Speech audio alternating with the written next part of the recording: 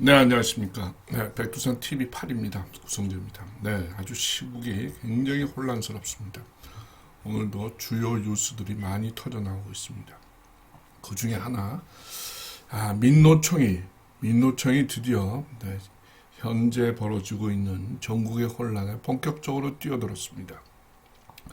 오늘 기자회견을 갖고 오는 3일날 한남동에 대통령 공간 있는 곳에 대규모 집회, 시위를 열겠다고 공언을 했습니다. 윤석열에 대한 체포영장이 신속하고 엄정하게 집행하도록 자신들이 실력 행사를 하겠다. 이렇게 공갈 협박을 했습니다. 그러면서 이야기가 이렇습니다. 네, 이건 보십시오. 네. 1월 3일 분노한 노동자 시민이 대통령궁에서 독재자를 끌어내는 해외 사례처럼 완강하고 강력한 투쟁을 전개할 것이다. 네. 야, 이 문장에서 치기를 느끼고 어떤 뭡니까? 이 시국에 대한 착각, 현실 감각의 부족, 자신들의 능력에 대한 과대평가 등을 느끼게 합니다. 이 민노총은 결코 시대를, 나라를 이끌 수 있는 능력이나 자세나 태도 이런 게 되지 않습니다. 프로그램도 없고 그냥 있는 기득권을 부순다 그런 것에 초점을 맞추고 있을 뿐만 아니라 그들 자신이 뒤에 있는 정치 세력의 도구일 뿐입니다.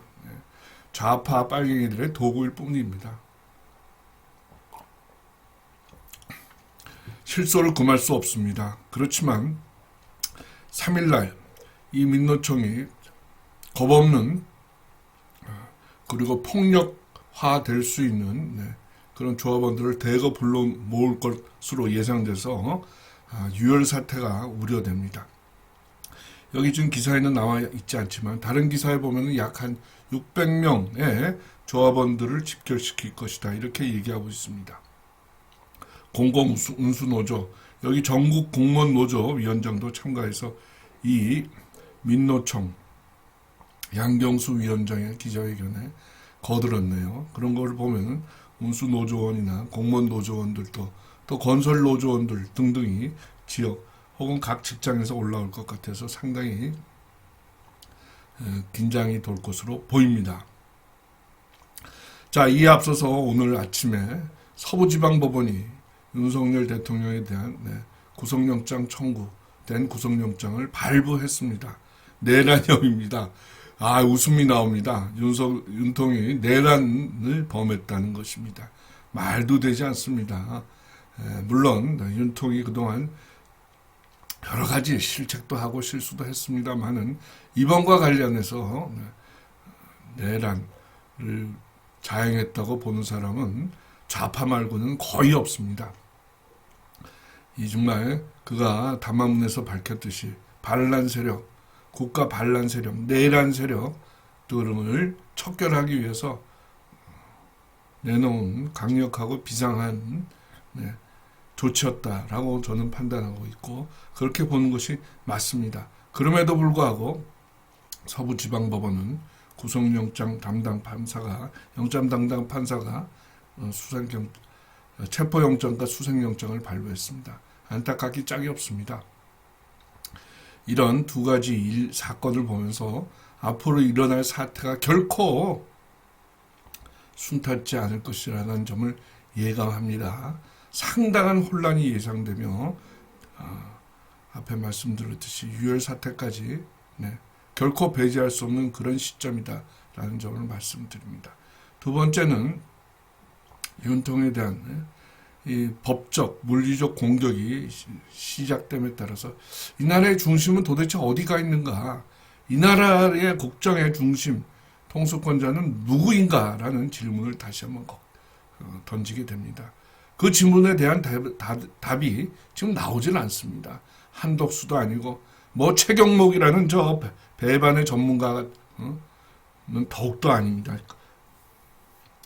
경제부총리로서 권한대행이란 타이틀을 지가 갖고 있다 하더라도 정치적 혹은 나라의 지금 뭡니까? 갈 길을 열 수 있는 정신적 힘은 하나도 없다고 저는 판단하고 있습니다.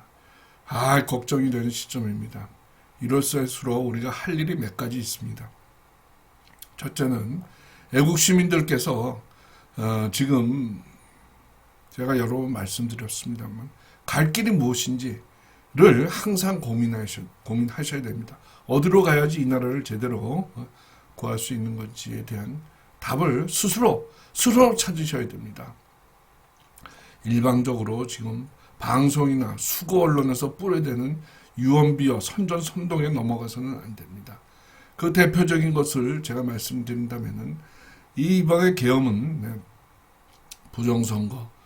부정선거로 당선된 저 국회의 그 좌빨들의 독재를 부수기 위한 아주 비상한 구국의 조치였다라는 점을 강조합니다. 이 점을 잊으시면 안 됩니다. 이런 대전제 하에서 여러분들이 갈 길이 이 나라의 길을 어떻게 열어야 되는가라는 질문을 답하기 위해서 스스로 정보를 찾으셔야 됩니다.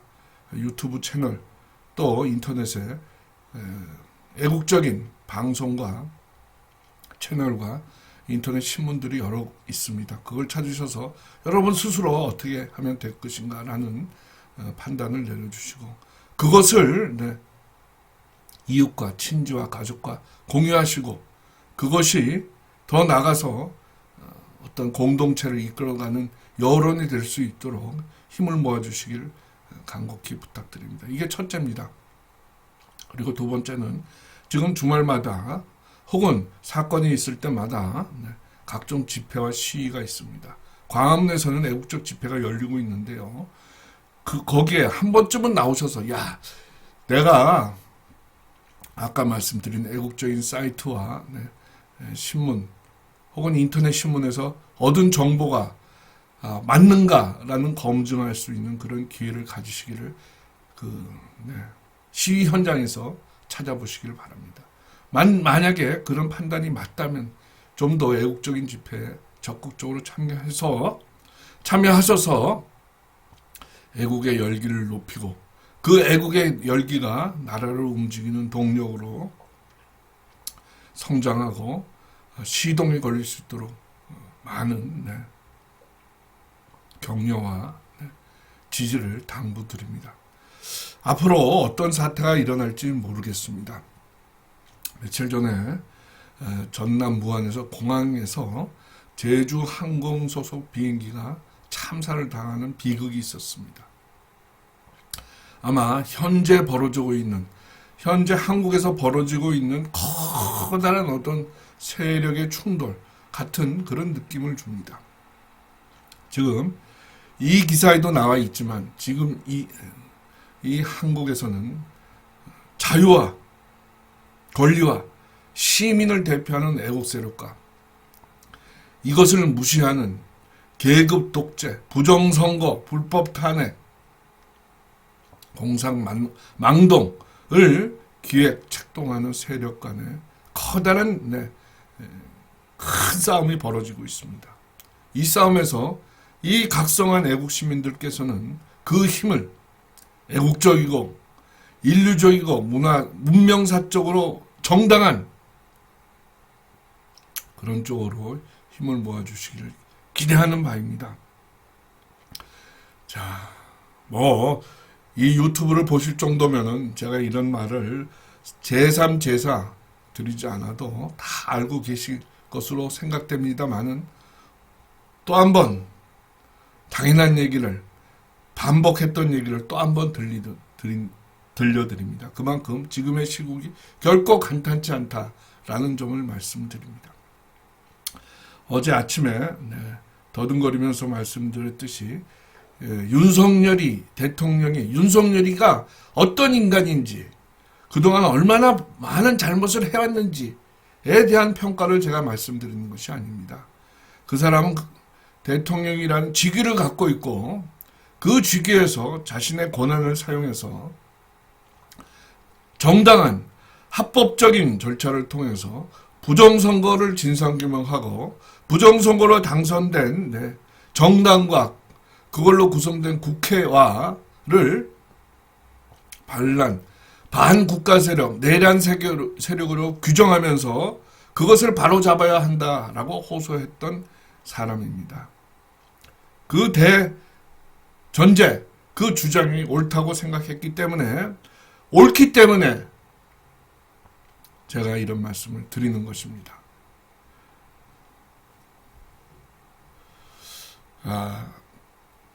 앞으로 단기적으로는 구속영장이 집행될 수 있을지를 봐야 됩니다. 제가 보기에는 구속영장 집행될 수 없습니다. 지금 기한은 구속영장의 유효기간은 6일인데요. 오늘이 30일입니다. 지금 애국 인사들의 결기로 봐서는 검찰, 공수처, 경찰 몇 명 와갖고 저 한남동 관저에 진입할 수 있는 그런 무력의 정당성이나 압도적인 권위나 이런 게 없습니다. 그래서 구속영장 발부는 됐으나 집행은 힘들 것이다. 그러나 그 과정에서 유혈 사태가 우려된다. 이렇게 단기적으로는 생각됩니다. 그런데 여기서 우리 반드시 짚고 넘어가야 할 점이 딱 하나 있습니다. 지금 우리 앞에 놓여 있는 이 현 시점에서의 과제, 부정선거, 공산주의 망동, 좌파 색결 척결, 그리고 불법 탄핵 진상규명 등이 우리가 반드시 해야 될 숙제입니다. 이 숙제를 해결하지 못한다면 평화가 와도 그것은 가짜 평화이며 안정이 돼도 그것은 겉만 안정된 모습일 뿐입니다. 근본적이고 기본적인 이 숙제를 반드시 해결해야 됩니다. 해결하는 방법은 그 주동자, 주범들을 법적 심판을 하고 그리고 사회의 기강을 바로잡는 일입니다. 부정선거로만 말을 하더라도 그 부정선거의 주범인 선관위를 수사, 구속, 심판하고 부정선거의 주범들인 양정철, 이근영, 신건, 박지원 등을 구속하고 거기에 따른 가담자들을 또 법적 심판에 세우고 그 수혜자들이 만들어낸 모든 법안을 무효화하고 그 수혜자들을 그리고 공범들을 처벌하는 것입니다. 이런 점을 꼭 기억하시면서 단기적인 전망과 장기적인 비전을 함께 가지면서 앞으로 닥칠 사태를 우리가 슬기롭고 지혜롭게 그러나 강력하게 대처해야 된다는 점을 강조해 드립니다. 만만치 않은 시점입니다. 시시각각 전해지는 뉴스를 계속 전하기보다는 마디마디마다 우리가 해야 될 것이 무엇인지 그 의미가 일어난 사태는 어떤 의미를 지닌 것인지를 짚어가면서 여러분들과 만나도록 하겠습니다. 많은 구독, 좋아요, 공유, 알림 부탁드리겠습니다. 백두산 TV 8입니다. 제 채널은 그동안 10번, 자랑은 아닌데요. 저보다 많이 폭파된 분들도 많습니다. 20번 폭파된 분들도 있고 하는데 10번 폭파되면서 많은 좌파, 글로벌리스트, 딥스테이트로부터 박해를 받기도 했습니다. 이런 점을 참고하셔서 많은 지지와 구독 부탁드립니다. 다음 시간에 뵙겠습니다. 백두산 TV 8입니다. 구성재입니다. 감사합니다.